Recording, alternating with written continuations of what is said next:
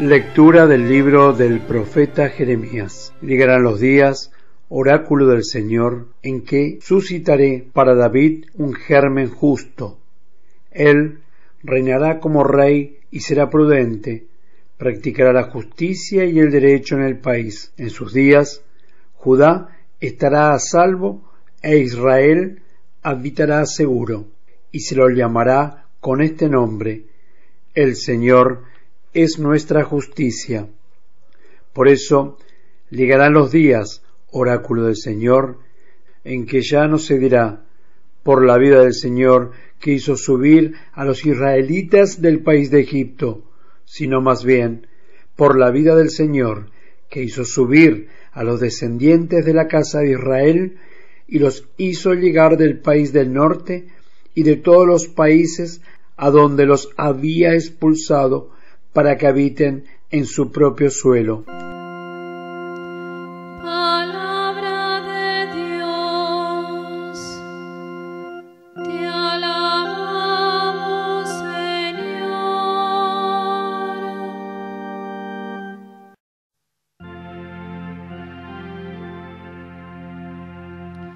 Aleluya.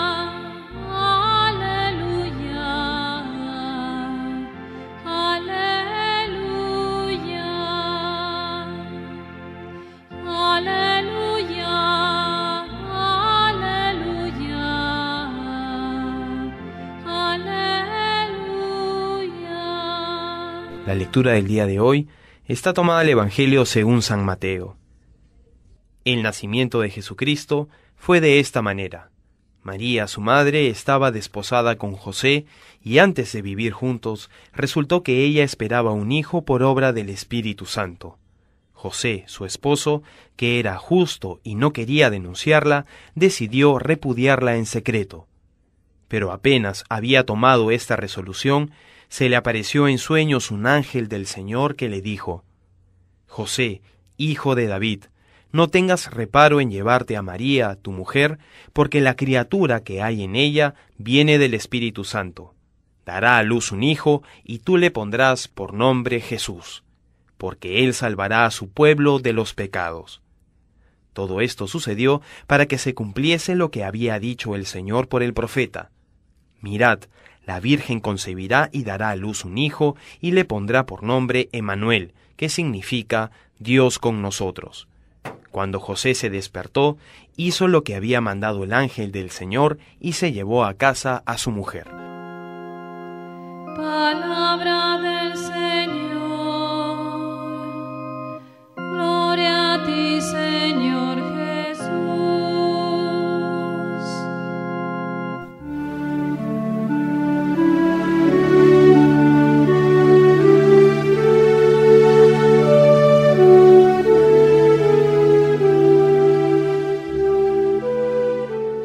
Hermanos míos, el pueblo de Israel recordaba como la más grande de las obras de Dios la liberación de Egipto,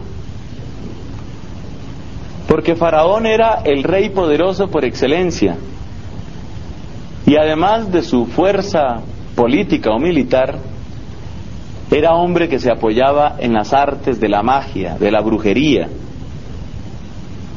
Que Dios hubiera sacado a su pueblo de la mano del faraón estaba indicando que Dios era más fuerte que el más fuerte de todos los reinos, y era más astuto que todas las artes, que todos los embrujos o encantamientos que pretendieran los asesores o consejeros del faraón.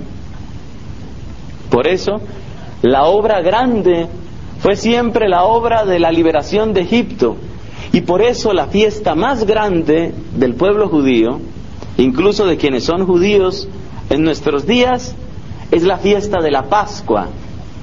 El Señor manifestó su grandeza, el Señor nos eligió, el Señor nos salvó, el Señor nos liberó. Pero el profeta Jeremías, que a veces parece un caso patológico de la psiquiatría, por tantas tristezas que abruman su alma, por tantas persecuciones que padece, por esa misión tan extraña que Dios le puso de ser contradictor de todo el mundo. El profeta Jeremías, que a menudo parece sombrío, hoy tiene para nosotros palabras de incalculable esperanza. Llegan días en que suscitaré a David un vástago legítimo. En sus días se salvará Judá, Israel habitará seguro. Y será tan grande la obra de ese rey que está por venir, que va a hacer una obra más grande que la Pascua que conocían esos israelitas. Por eso dice Jeremías, ya no se dirá vive el Señor que sacó a los israelitas de Egipto, sino vive el Señor que sacó a la raza de Israel del país del norte y de los países a donde les expulsó. De aquí podemos tomar una primera enseñanza para nosotros. Los israelitas se habían quedado mirando hacia el pasado, hacia esa Pascua gloriosa. Por ejemplo, en el libro de los Jueces oímos a Gedeón que se queja y dice, pero ¿no dicen que el Señor hizo unas proezas tan grandes? Y ahora, ¿en qué situación estamos oprimidos por los moabitas?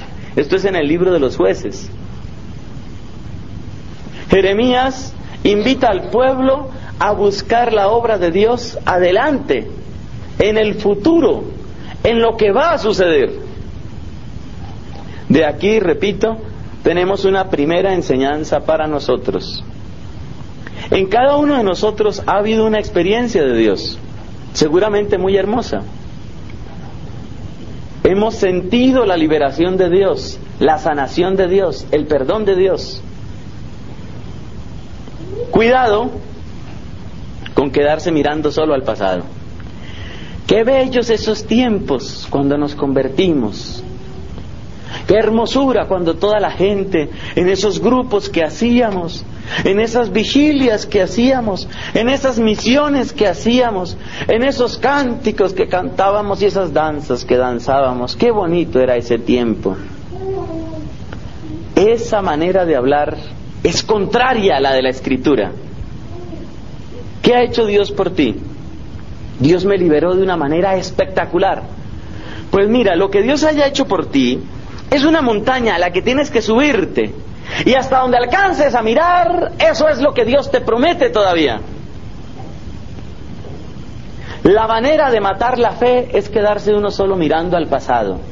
Ay, yo me acuerdo esos tiempos de la conversión, yo me acuerdo todo lo que nosotros hacíamos, teníamos unas obras de caridad tan interesantes, tan bonitas, pero todo se acabó, ya eso todo se acabó, ya no quedó piedra sobre piedra.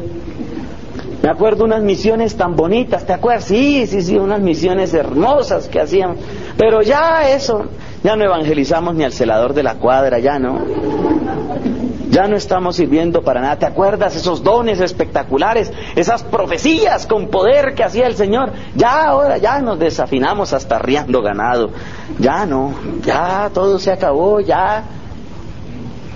Jeremías, que a veces parece de temperamento depresivo, hoy nos invita a ir más allá. ¿Qué ha hecho Dios por ti? Lo que Dios haya hecho por ti es apenas el mirador para que tú supongas, imagines lo que Dios va a hacer. Y San Pablo en la carta a los Efesios dice, y lo que Dios va a hacer está más allá de lo que tú te imaginas. Ese sí es el pensamiento de la Escritura.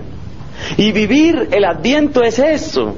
El Adviento no es un tiempo de nostalgia.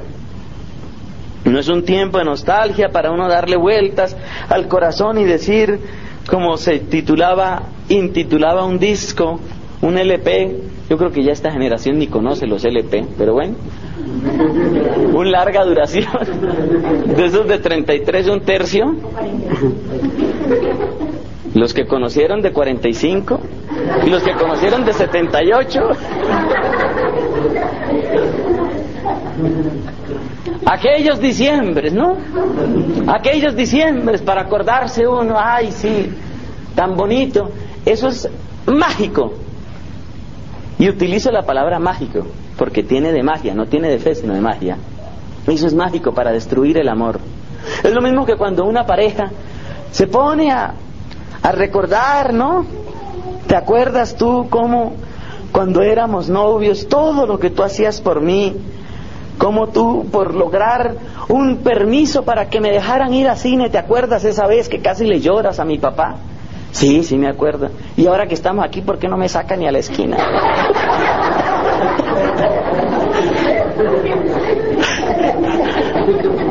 Esa es la manera. Esa es la manera de destruir el amor. Esa es la manera de destruir el amor. Y esas son las discusiones más estériles de las parejas. Yo me acuerdo que tú tenías ese cuerpo escultural, tú eras como una escultura griega, le dice ella a él, ¿no? Y él le responde, bueno, pero de acuerdo con mis cuentas, hay por lo menos 18 kilos con los que no estoy legalmente casado.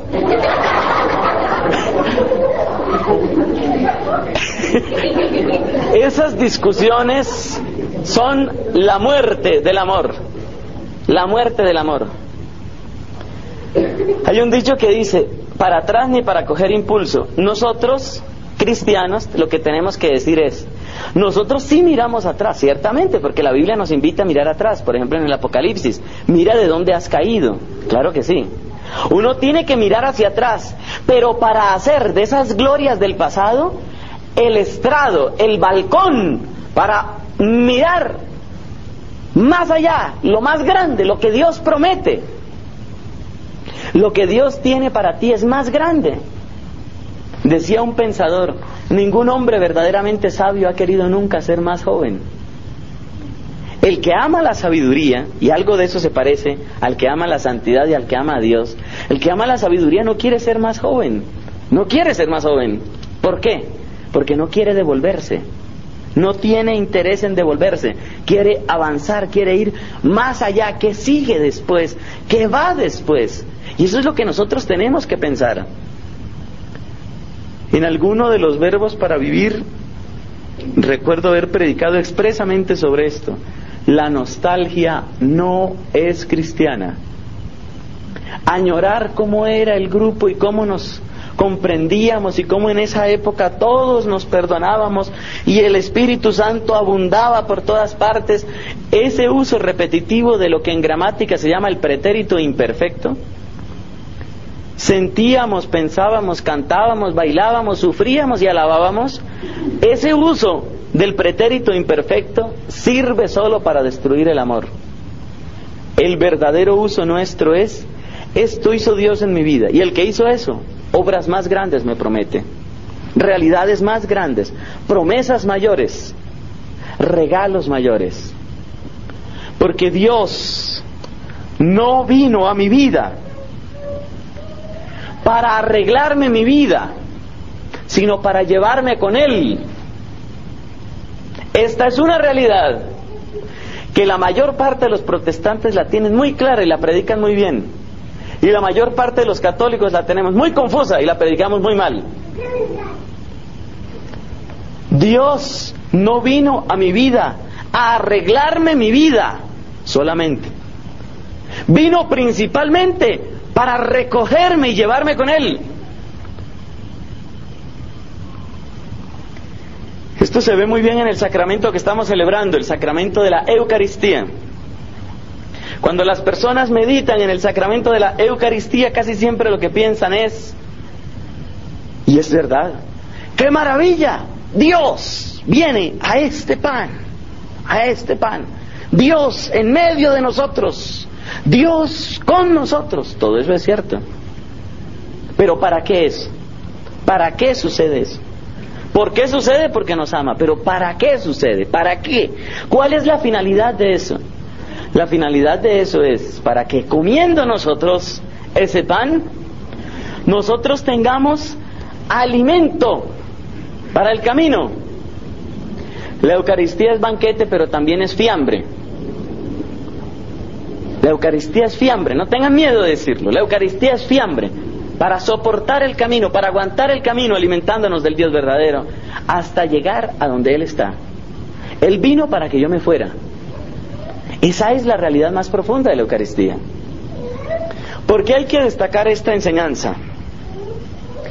Porque si uno se queda pensando Dios vino para arreglarme la vida. Uno se vuelve un niño mimado, consentido, caprichoso. ¿En qué consiste el niño mimado, caprichoso y consentido? Es el niño que siente, puesto que me han dado todo esto, me tienen que seguir dando. ¿Qué le sucede a las personas cuando miran a Dios de esa manera? ¿Qué les sucede? Les sucede esto. El Señor hace 20 años me sanó de una enfermedad y esa fue mi conversión. Ahí descubrí a Dios. Ahora resulta que mi hijo se enfermó de lo mismo. Voy a rogarle a Dios para que lo sane.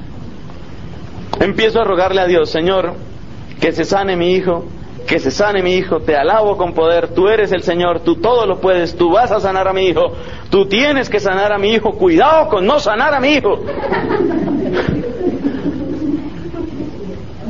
Resulta que el muchacho, después de 3 convulsiones terribles, murió. ¿En dónde queda la fe de esa persona? Y ahora, ¿quién podrá defenderme? El Señor Dios. El Señor Dios no ha contestado a mi súplica. Otro ejemplo. Yo tenía un resentimiento terrible contra una profesora del colegio. Era una profesora que me humillaba, porque era una profesora racista y yo era un negro chocolate para ella. Por eso tuve un resentimiento terrible con ella. Pero Dios en un congreso me sanó y yo quedé sano, quedé liberado de ese odio. Ya no tengo ese odio. Tengo en cambio una cuñada que me hace la vida imposible. Todo lo que yo hago siempre tiene algún pero. Siempre tiene algún pero. ¿Qué problema invitar a esa señora a la casa? Llega el momento de la comida, se sirve, por ejemplo, una lasañita. ¡Ay, tan rico que es esto, un poquito más caliente! ¡Ay! Todo tiene problema, todo tiene pero.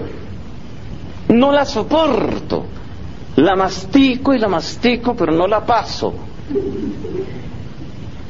Un día esa persona hace un retiro espiritual y dice, Señor, tú que me sanaste del terrible trauma de esa profesora que me odiaba, me excluía y me humillaba, ¿tú no puedes ayudarme con este problema de la cuñada? Ayúdame, Señor, con el problema de la cuñada. ¿Quién inventaría las cuñadas? Ayúdame, Señor, alguna cosa.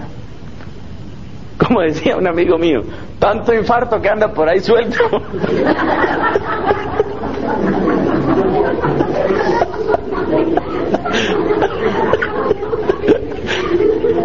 Ayúdame, Señor. Ayúdame, Señor. La persona que cree que Dios le va a arreglar la vida no tiene una respuesta a este tipo de problemas. ¿Y por qué a mí no se me curan ciertas enfermedades? ¿Por qué hay ciertas tentaciones recurrentes que no son las peores del mundo, pero no las logro superar? Por eso decía un autor de vida espiritual, a todo se acostumbra uno menos a madrugar. Porque hay cosas que no se logran de ninguna manera. Porque hay defectos que cuestan tanto trabajo, porque hay heridas que son menores pero están ahí, ¿no? Y el negro ahí.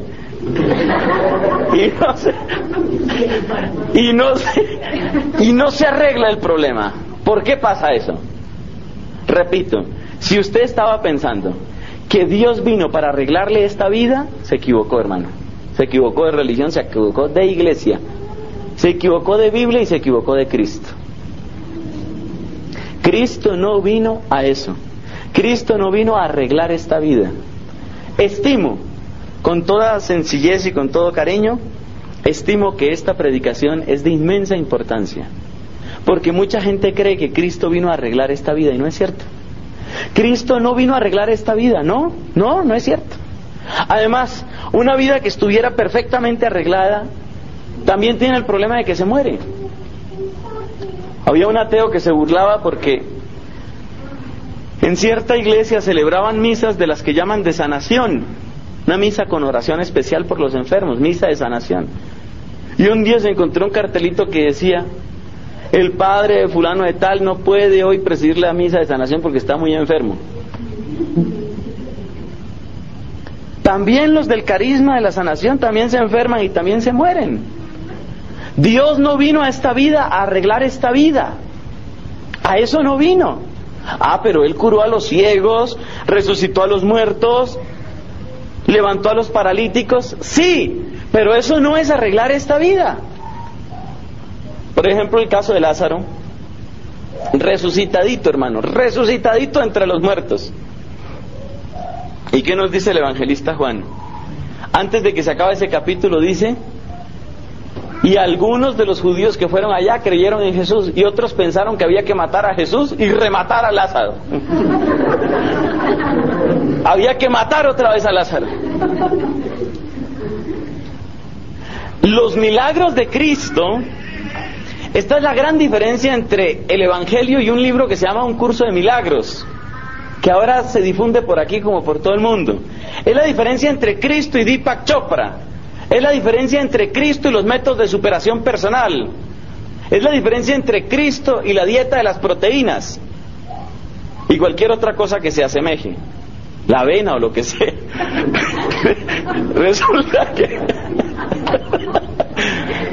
Resulta que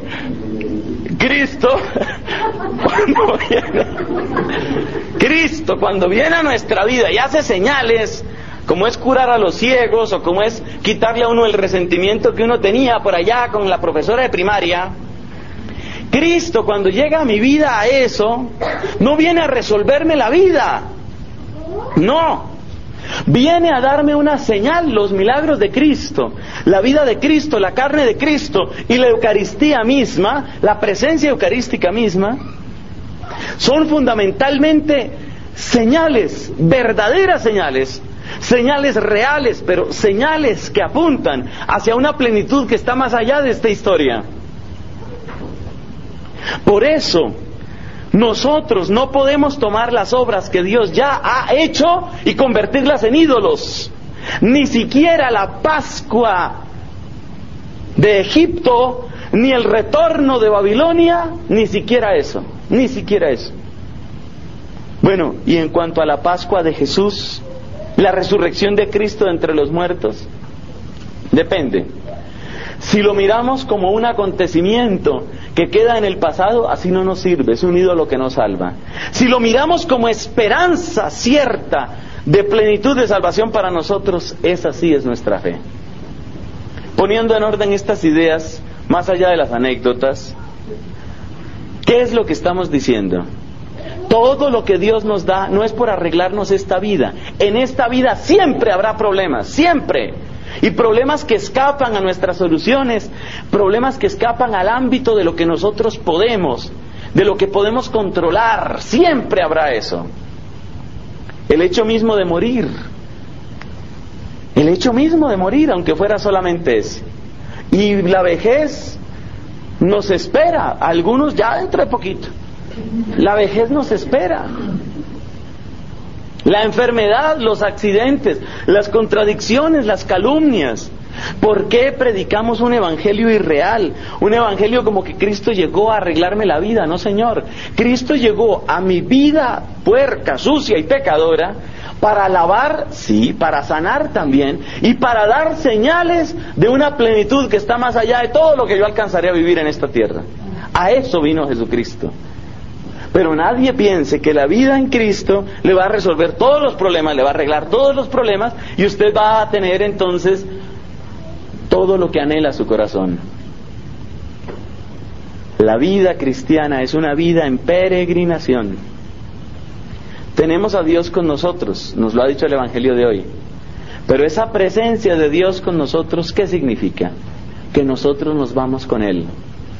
Los milagros de Cristo, las sanaciones de Cristo, la reconciliación que Cristo nos da, el perdón que Cristo nos ofrece, todo, absolutamente todo tiene una finalidad: que nosotros podamos poner toda nuestra esperanza en Él. que estemos absolutamente fascinados por Él y tengamos toda nuestra fe en Él para que Él lleve a plenitud su obra. La plenitud de su obra no es un mundo marchando al derecho. Hay cosas en el mundo que no van a marchar al derecho. Este sería tema de otra predicación. Eso no significa que nosotros tengamos que ser unos mediocres y que dejemos que las cosas sucedan. No, hay que luchar, pero hay que luchar sabiendo que el objetivo último de nuestra lucha no está en lo que se consigue en esta tierra, sino en esa calidad de amor, en esa calidad de santidad que nos lleva más allá de nosotros mismos hacia esa plenitud que solamente se encuentra en Él. La manera más hermosa de resumir esto es lo que decían los antiguos padres de la iglesia: Él vino a mí para que yo fuera donde Él. Él se hizo hombre para que yo fuera hecho Dios. ¿Cómo así que hecho Dios? Pues sí, como dice San Pedro en la segunda carta, partícipes de su naturaleza divina. Pero ¿cuándo sucederá eso? Pues sucederá en la plenitud más allá de esta historia. Mis hermanos, tomemos todo lo que Dios haya hecho, por más hermoso que nos parezca, solo como una señal, una degustación, un aperitivo de lo que Dios nos promete. Nada de idolatrar el pasado, nada de quedarnos en ese pasado, nada de pretender que Dios nos resuelva todos los problemas y no tengamos angustia alguna en esta tierra. Más bien, a través de las sanaciones, así como a través de las angustias, a través de los milagros, así como a través de las tentaciones, Dios va conduciendo a su pueblo, a cada uno de nosotros. Dios lo va conduciendo hacia una esperanza cada vez mejor, hacia una fe cada vez más pura y hacia un amor cada vez más luminoso. Qué hermoso es el Adviento.